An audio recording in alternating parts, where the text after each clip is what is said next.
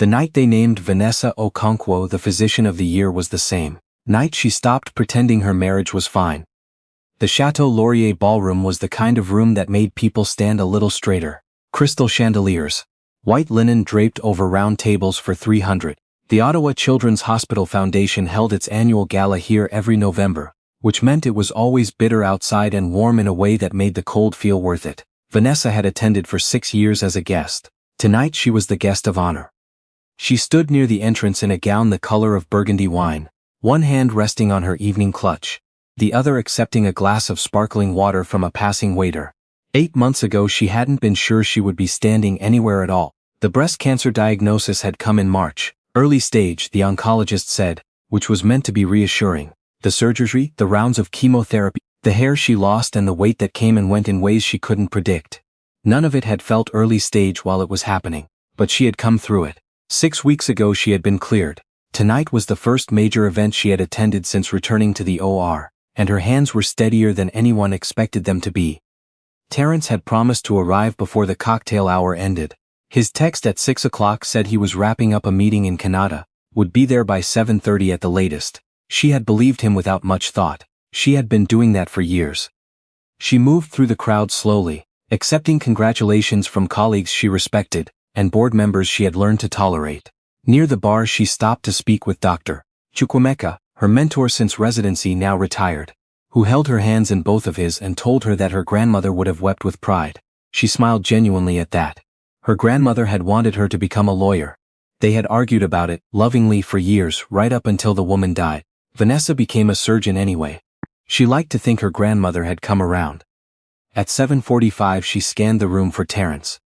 She found him near the east corridor, partially obscured by one of the tall floral arrangements the foundation's event coordinator always overdid. He had his back to the room, and at first Vanessa thought he was on his phone. Then she saw the woman. Annette Pellerin had her arms around Terence's neck. His hands were at her waist, low and familiar, in the way that people only touch each other when they have been touching each other for a very long time. He was saying something close to her ear and she was laughing, her face tipped up toward his, her fingers playing at the collar of his jacket. Vanessa did not move. She was aware of a waiter passing close to her left elbow, aware of the string quartet beginning its next piece somewhere behind her. She was aware of her own breathing. She knew Annette. She had known Annette Pellerin since first year at Carleton, when they were assigned the same floor in residence and bonded over bad cafeteria pasta and the mutual terror of midterms. Annette had been at her medical school graduation. Annette had been her bridesmaid. Annette had driven her to chemotherapy twice when Terence was traveling for work, sitting in the waiting room for 3 hours with a Tim Hortons coffee going cold beside her, insisting it was no trouble at all. Vanessa watched them for a moment longer. Then she turned around and walked to the bar and asked for more sparkling water. Mrs. Okonkwo, one of the event coordinators, appeared at her elbow. "We're seating in about 10 minutes. "I'll find my table," Vanessa said. Her voice came out even practiced. She spent her days telling parents terrible things about their children in a calm, steady voice. She knew how to sound composed when she wasn't. She found her seat at the head table. 2 minutes later, Terence appeared adjusting his tie, a small performance of arriving that she recognized now as exactly that, a performance. "There you are." He kissed her cheek. "You look incredible." He smelled like a perfume she didn't own, something with amber in it, something she had never chosen for herself. "You made it," she said. "Of course I made it, wouldn't miss this." He sat down and touched her hand on the tablecloth. His hand was warm. 7 years of that hand. 7 years of thinking she knew what it meant. Across the room, Annette was being seated at a table near the windows. She caught Vanessa's eye and gave a small wave, the kind of wave that has no guilt in it whatsoever, which told Vanessa everything she needed to know about how long this had been going on. She waved back, she even smiled. The dinner proceeded. Terence made conversation with the hospital administrator on his left. He placed his hand on Vanessa's shoulder twice, the gesture of a man demonstrating his marriage to a room of onlookers. She let him. She ate her salmon. She answered questions from the board president about her plans for the department. She drank her water. When the MC crossed to the podium and began the award presentation, Vanessa felt her palms go still. They spoke for 4 minutes about her work, the number of surgeries she had performed in 7 years, the pediatric cardiology program she had helped redesign, the recovery rate improvements the department had seen under her leadership, and then the MC's voice softening, her return to the OR after her diagnosis described as an act of courage. The room applauded. She rose from her chair. At the podium with the award in her hands, a heavy glass thing, engraved, heavier than she expected. She looked out at 300 people and thought for one moment about what she had planned to say. The short remarks she had written on her phone 2 weeks ago. The gratitude, the acknowledgement of her team, the careful sentiment about adversity. She set those words aside. "I'm not going to give the speech I prepared," she said. "I hope that's all right." Someone in the audience laughed softly. "I spent 8 months in treatment this year, and the thing no one really tells you about surviving something like that is that you come out the other side with a different kind of clarity. You see things you had trained yourself not to see." She paused. "You stop extending grace that was never earned." Terence was watching her from the head table, his expression one of mild pride, the look of a man who thinks a compliment is being paid to his endurance. "I want to thank my team. I want to thank this hospital, and I want to say to anyone in this room who is standing at some kind of crossroads, illness, loss, whatever yours looks like, that the hardest step is rarely the treatment. The hardest step is what you do with what you know, once you can no longer pretend that you don't know it." The applause came before she finished. She stepped down from the stage with the award in both hands and took her seat. "That was beautiful," Terence said, leaning close. "Honestly, V. Thank you," she said. Later during dessert, Annette appeared at the edge of their table. "Vanessa." She squeezed her shoulder. "That speech. I'm so proud of you." "Thank you for coming," Vanessa said. "Terence, always good to see you." Annette's smile didn't falter, neither did Terence's. "Good to see you too," he said. His hand was relaxed around his wine glass, not a tremor. Vanessa watched the two of them and felt something calcify in her chest, not hurt exactly, something past hurt, something colder and more purposeful. She had known what she was looking at the moment she saw them near the floral arrangement. She had known it the way you sometimes know things before you know them. A pattern completing itself, shapes that had never quite made sense suddenly organizing into a picture she could finally see. She excused herself 20 minutes before the evening ended, telling Terence she wanted to speak with the foundation chair. He nodded, unconcerned. She crossed the room in the direction of the east corridor, stepped into the quiet alcove near the coat check, and took out her phone. She typed one name into her contacts: Dara. Her sister answered on the second ring, still half asleep in Vancouver. "I need you to fly out," Vanessa said. "This week if you can. I'll explain when you get here." A pause. "V, what happened?" "Something I should have seen coming." She looked down at the glass award still in her hand. She had been carrying it all evening without noticing. "Can you come?"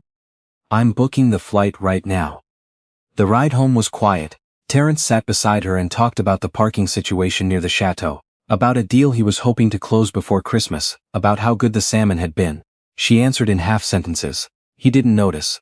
When they got inside, he kissed her forehead and said he had a few emails to send before bed. She said goodnight and went upstairs. She did not sleep. She had a college friend named Blessing Ease, who had spent the last decade in forensic accounting, working primarily with family law firms in Toronto. Vanessa texted her at 11:30 that night and asked if she could call in the morning. By 9 o'clock the following day, she was walking Blessing through everything she had access to. Joint accounts, shared investments. The online banking portal Terence had set up years ago and had never thought to make private. Blessing called back at 4 that afternoon. "When did Terence set up a holding company?" Vanessa sat down slowly on the edge of the bed. "He didn't, not that I know of." "He did, registered about 2.5 years ago, Pellerin Capital Inc. A pause. "Does that name mean anything to you?" She closed her eyes. "It does." Blessing walked her through it. A numbered company registered in Annette's name, into which Terence had been making regular transfers, 50,000 here, 30,000 there. The kind of pattern that looked at a distance like consulting fees or legitimate business expenses, but that over 27 months had totaled just over $1,100,000. The holding company had been used to purchase a condominium in the Glebe, a rental unit across the river in Gatineau, a partial interest in a commercial development project Terence's firm had publicly announced the year before, a project Vanessa had not known he was involved in through a separate vehicle. The Glebe condominium was registered as Annette's primary residence. "You need a lawyer," Blessing said, "today if possible." The lawyer was Giselle Arcand, a partner at a downtown Ottawa firm, referred by the hospital's general counsel, who owed Vanessa a favor and asked no questions. They met the following morning, Vanessa brought everything Blessing had documented, organized by date. Giselle reviewed the prenuptial agreement for 11 minutes before she looked up. Who drafted this? Terrence's family's solicitor. And your legal counsel reviewed it before you signed? Yes.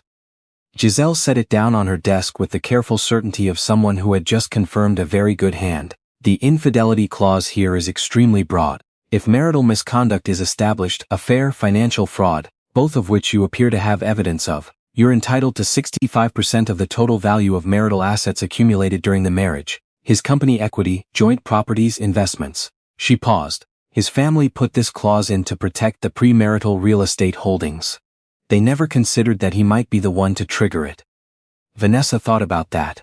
Terrence's mother Loretta had pressed for the prenup from the beginning, never making a particular secret of the fact that she considered Vanessa a fine person, talented even, but that her son's assets required protection. The clause had been designed to deter Vanessa from leaving. Instead, it was a trap Terrence had built for himself, one piece at a time over 2.5 years. The charitable fund, Vanessa said. I sit on the board of a small fund we established 3 years ago. Seed money came from my grandmother's estate. Inherited assets contributed to charitable purposes are yours, he has no claim. And if he moves to contest anything before we file. We file first, Giselle said simply. You go home, you act normally, you give him nothing to react to. I need 2 weeks. She went home, she acted normally. Those 2 weeks were the strangest of her life. She operated on 4 children during that time, each surgery going well, her hands as precise in the OR as they had always been.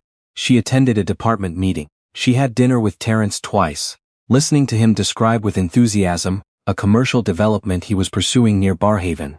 A project she now understood was being partially financed by money that had passed through their shared accounts and come out the other side as Annette's assets.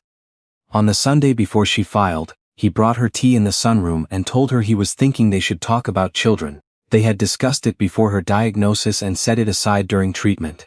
You're healthy now, he said. We could start trying in the new year. She looked at him across the small table, their snow-covered backyard behind the glass. Let's talk about it, she said.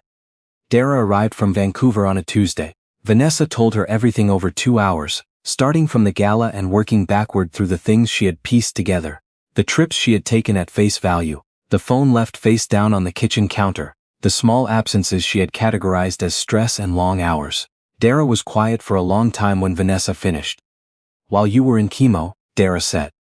The transfer started about 6 months after my diagnosis.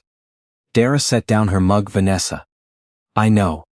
He was with her, while you were sitting in that hospital. I know. Her sister didn't say anything else for a moment. Then she reached across the table and took her hand.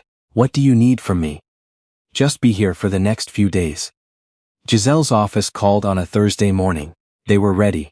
The process server would be positioned outside Terrence's office building in the Byward Market, with instructions to serve him the moment his 11 o'clock board meeting let out. An emergency motion to freeze the joint accounts had been filed simultaneously. Vanessa drove Dara to the coffee shop on Elgin Street. They ordered. They sat by the window and watched the November street. At 11:43 her phone buzzed with a message from Giselle's assistant. He's been served. Vanessa picked up her coffee. It's done, she said. Terrence called 14 times in the first 2 hours. She did not answer. His messages moved from confusion to anger to something that read on her screen like controlled panic. Call me. This is insane. Whatever you think you know, let's just talk about it. I love you. Please. She read each one and set the phone face down. Annette called twice. Vanessa declined both and typed one message before blocking the number. You were in the chemo waiting room. Don't call again. That evening, Terrence's mother Loretta arrived at the hotel where Vanessa and Dara were staying. She had not been told the hotel name, which meant Terrence had tracked Vanessa's location through the shared family plan on their account. The same account through which Vanessa had spent the previous 2 weeks, verifying his movements against what Blessing had found. She met Loretta in the lobby because she chose to, not because she was required to. Loretta sat across from her in the hotel's small lounge, pressed her lips together and said, I raised my son better than this situation suggests, but men make errors. The question is whether a marriage is worth preserving through them. Vanessa was quiet for a moment. He moved over $1 million into your prospective daughter-in-law's holding company. He did it while I was in cancer treatment, while Annette was driving me to my appointments. Something moved behind Loretta's eyes. She recovered quickly, the way people do when they have decided their version of events is more comfortable than the truth. These are financial matters that can be explained. They have been explained, Vanessa said, by a forensic accountant and a very good lawyer. She stood. If you'd like to remain in my life or in any future custody arrangements involving this family, I'd suggest you speak to both of us through our respective counsel. I wish you a safe drive home, Loretta. She walked back to the elevator without looking back. The story reached the press on a Friday, not from Vanessa's side. Giselle had been explicit about protecting the case, but one of Terrence's junior associates, apparently unwilling to be associated with what was surfacing about the company's internal financials, gave a reporter enough to run with. Developer Terrence Okonkwo named in divorce filing amid financial misconduct allegations. By noon it had been picked up by 2 national outlets. By 3 o'clock Terrence's firm had issued a terse statement saying they were reviewing the matter internally. His primary business partner filed a civil claim 4 days later, alleging that Terrence had misrepresented the ownership structure of a joint project in order to route profits through Pellerin Capital Inc. 2 more partners followed within a week. The Real Estate Commission opened an inquiry. The OPP's Financial Crimes Unit made contact with Giselle's office by the following Thursday. Annette had moved out of the Glebe condominium before the filing was even in the system. A mutual acquaintance told Dara she had gone to her parents' place in Laval. Her social media accounts disappeared. The management consulting firm released a statement confirming she was no longer with the company. Vanessa did not track these developments closely. She let Giselle keep her informed of what was legally relevant. The rest of it, the coverage, the commentary, the people who texted to say they had always sensed something, she left alone. 6 weeks after she filed, the divorce was finalized, 65%. The prenup held exactly as Giselle had said it would. Terrence's legal team had tried 3 different arguments, each one dismissed. The financial fraud claim attached a penalty to what he would have owed otherwise. When everything was settled, including the value of the assets recovered from Pellerin Capital Inc., and the amounts extracted by his former partners, Terrence left the marriage with less than he had brought into it. She moved into a 2-bedroom apartment in Centertown in January, close enough to the hospital to walk in good weather. Dara flew back to Vancouver but texted every day. Blessing sent flowers. Giselle sent a note that said, "Simply well done." She found out in February that Annette had attempted to send a message through a mutual contact from their Carleton years. A woman named Pamela who had stayed loosely in touch with both of them. Annette wanted Vanessa to know that Terrence had told her the marriage was essentially over, that they were only maintaining appearances, that it had been hollow for years, that she had believed him because she wanted to. Vanessa thought about this for a day, then she asked Pamela to relay one sentence. "You drove me to chemotherapy." She said nothing else. Spring came as it always does in Ottawa, like someone slowly turning up a light. She started running again, something she had given up during treatment. She returned to the pediatric advisory committee she had resigned from during recovery. She called her grandmother's oldest friend in Lagos, and talked for an hour about nothing in particular. She started sleeping through the night.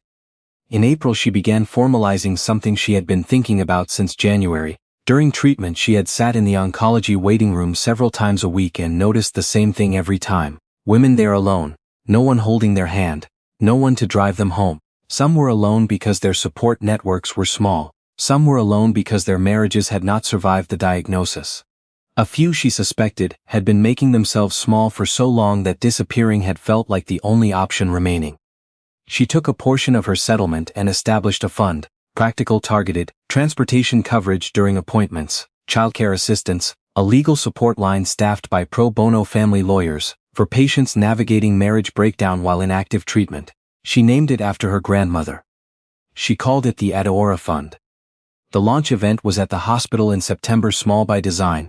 40 people, a reception room, no chandeliers. She stood at the front with her glass of water and spoke without notes. "I was lucky," she said. "I had the resources to find a good lawyer quickly.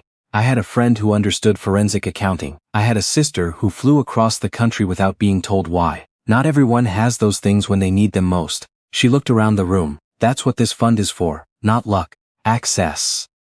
The woman beside her at the reception afterward introduced herself as Yasmin, a hospital administrator from Hamilton, who had heard about the fund through a colleague. They talked for 20 minutes about what practical barriers looked like for patients at her facility, the things that didn't appear in any medical chart, but determined whether someone made it to their next appointment. There was a lot of that kind of listening that year. To patients, to colleagues, to women who began reaching out after the fund's work became more visible. One told her that the legal support line had helped her understand her rights before she left, which meant she had left with documentation instead of nothing. Another said the transportation coverage had allowed her to keep her full treatment schedule when her husband had stopped returning her calls. Vanessa read every letter that came in. She didn't respond to all of them, but she read everyone. The criminal proceedings against Terrence moved at their own pace. A fraud charge was laid the following November, a year after the gala. His counsel was working toward a plea arrangement. Giselle kept Vanessa updated in brief, professional emails that she skimmed and filed. She did not think about Terrence very often.